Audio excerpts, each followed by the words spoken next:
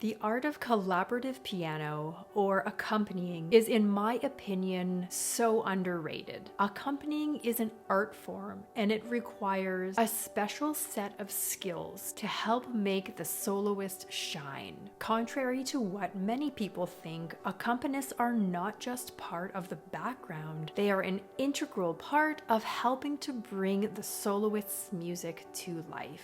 I've been accompanying for more years than I can remember, and throughout this time, I've really gained a greater understanding of what makes a great accompanist, how this art form can become so fulfilling and rewarding as a musician and pianist.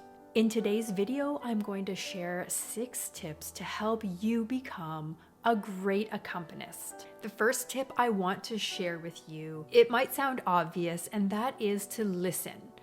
I don't just mean listen while you play, but I mean also listen to those that you are working with. For example, if you're playing with a student, they may be less experienced playing with an accompanist. So you'll need to listen to the teacher regarding how long the student has been playing. If the student is new to playing with an accompanist, they may not know how to give you the cues that you need.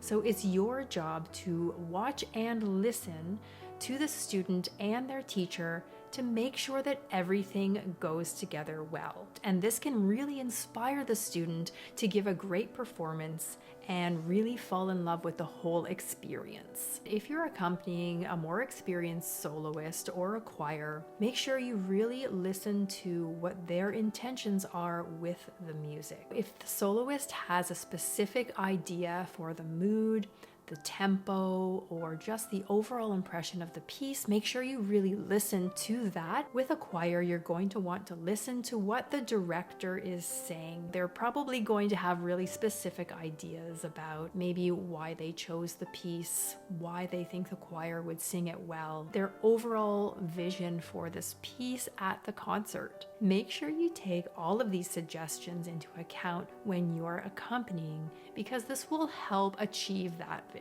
Of course, you'll also want to listen to the music itself as you're playing, and accompanying requires constant listening to the soloist as well as your own playing at the same time and making constant micro adjustments where needed. Also, listen carefully for changes in dynamics. Even if you think a certain passage is going to be louder or softer, it could be totally different and you need to adjust to that. The second tip I have for you is to always breathe and phrase in the same manner as your soloist. When you're practicing your score at home, you'll have natural breathing spots within the phrasing of the accompaniment. But don't forget, when you're practicing in rehearsal, to also listen for the breathing spots that your soloist or choir director makes. Mark them in your score with a pencil. You can mark them using a little comma, and that way you know where the breathing spots are going to be for the next time. Another way to be aware of the phrasing and breathing is to look at how the soloist is holding their instrument and breathing with it. They're going to physically breathe, and so you'll see their body moving like this. And that's when you want to do the same thing. And with the choir director, their arms will often come up like this, and you'll see them directing the choir to breathe at that spot. And that's where you're going to want to breathe as well. If you keep playing and ignore that breath marking, you're going to rush the soloist ahead a little bit. It's not going to sound as together or cohesive. Sometimes during a longer passage, a breath mark might not be indicated in the score, but your soloist might need to take a breath through a longer passage of notes. Make sure you mark that right in and breathe with them to make sure that you both stay together in the score. So always watch for those breathing cues and make sure that you practice the same thing at home in your own playing. The third tip for becoming a great accompanist is to know your score. It's really important to know not just your part, but the solo or choir part as well. You want to know what the entire piece is going to sound like. So make sure you study that at home. You can study it in different ways. By looking at your score and seeing what all the parts or the solo part is doing while you're playing. You could also play the parts that are solo parts, not accompaniment, on the piano so that you know what they sound like. It's also a great idea to listen to one or more recordings of your piece, and that way you'll become so familiar with how the piece sounds as a whole, and especially what the solo part sounds like. And you'll also have such a better understanding of the music itself and what the vision for that final product is going to be. It's really going to help you in your rehearsal and final performance, just to know that music inside out, and not just your own part. The fourth tip I have for you is something that I've just grown to learn over the years, which is just to be aware of everything. And what I mean is, when you're an accompanist, often the situations you're playing in are completely different from time to time. So you're not going to be playing on your own instrument. It's a different instrument every time. Sometimes it's an acoustic instrument in wonderful shape, and sometimes it's in terrible shape. Or you could be playing a digital instrument that's nothing like what you've been practicing on at home. So be aware when you come into the situation of playing or rehearsing for that concert, know what's going to be different. Is it a particularly dark looking stage and I might need to bring my extra light so that I can see my music? How is the angle of that instrument? Do I need to tweak the angle so that I have a good sight line with my soloist or with my director? Another thing to be aware of is the space that you're playing in. Is it a smaller room? If so, then you might not need to play as loudly as you've been playing at home. But if it's a large concert hall, then you're definitely going to be able to play at your full anticipated volume. Also, you could have a mic present, or you could just be relying on the piano itself to project. In that case, you should think about whether you need the piano lid open or maybe half open for the best sound within that space. My fifth tip for becoming a great accompanist is to, of course, be prepared.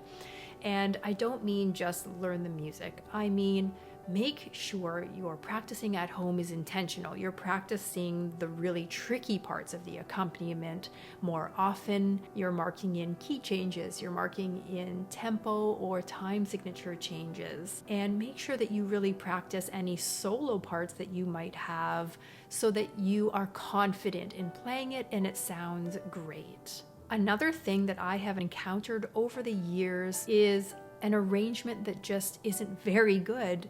Maybe it's an orchestral reduction, and those reductions really don't translate well to solo piano. The accompaniment might just need some tweaking. Anything that you can do to make it a little bit easier for you to accompany without taking away from the overall arrangement is worth doing. And if the accompaniment part that you have is just too difficult, and I've been faced with this, don't be afraid to leave some of the notes out. If you leave out some really treacherous piano parts, they probably won't be missed. So use your judgment and make sure you still play what you can on the page, keeping in mind that if you do need to leave a few of those tricky parts out that you just can't manage, it's better to be able to do that so that you can fulfill your job as an accompanist. My sixth and final tip for becoming a great accompanist is to remember that it is a collaboration. So you need to work together as a team. Often whoever it is you're working with will have suggestions for you, and make sure you take these suggestions constructively and with grace. You can also offer suggestions if the tempo is maybe just a smidge too fast, or you need a little bit more time for a page turn or a tricky transition. Make sure you speak up so that everyone is happy and the performance is the best that it can be. As the accompanist, it's easy to feel like you're just in the background and maybe not an important part of the equation, but in fact the opposite is true. You're absolutely an important and integral part of that team, and also know that the soloist and the choir director and choir members know that, and they appreciate you. So play with confidence, and when you're finished, stand up and take a well-deserved bow. my bonus tip for you is for when the unexpected happens, and this has happened to me. Mistakes happen and unexpected things can happen, such as you lose your place in the music, or maybe your page doesn't get turned in time and you fall behind or lose your place for a minute, or any number of things that really could happen to anyone. But my advice to you is just not to panic. You keep playing if you can, even just improvising something similar to what you would be playing until you can find your spot, and often things will resolve themselves. The best thing to do is to try to keep going, find your spot, and hop back into the music, and most people will not even know anything happened at all. Remember that we're all human and we all make mistakes, so don't be too hard on yourself. If something happens at a performance, you didn't ruin the soloist performance, and everything is okay. You should not give up your job as an accompanist, and you should keep playing, because accompanying can just make you feel so full of life. There's something so special about working together with another musician and playing music together. So if you haven't tried accompanying before, I encourage you to give it a try. Are you doing any accompanying this season? I would love to hear what you're playing and who you're playing for. Or if you have any accompanying stories you want to share, drop them in the comments below, because I love reading them. And if you're looking for more simple ways to grow at the piano, please check out the rest of this playlist, Beyond the Notes, right here.